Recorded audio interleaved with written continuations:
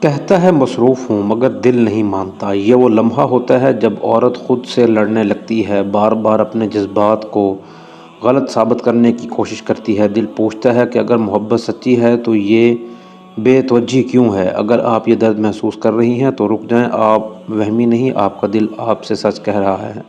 ایسے محبوب کا عمل اکثر الفاظ سے مختلف ہوتا ہے، کیونکہ محبت میں مصروفیت وقتی ہو سکتی ہے مگر نظر انداز مستقل نہیں ہونا چاہیے۔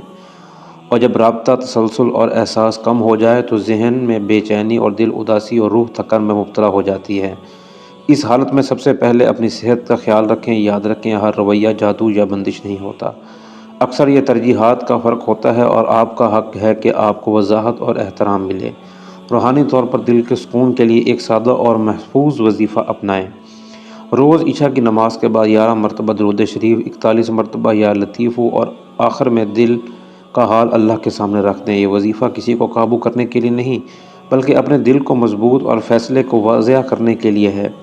جب دل مضبوط ہو جاتا ہے تو سچ خود سامنے آ جاتا ہے۔ اپنی قدر کو کسی کی مصروفیت کے حوالے بالکل بھی نہ کریں۔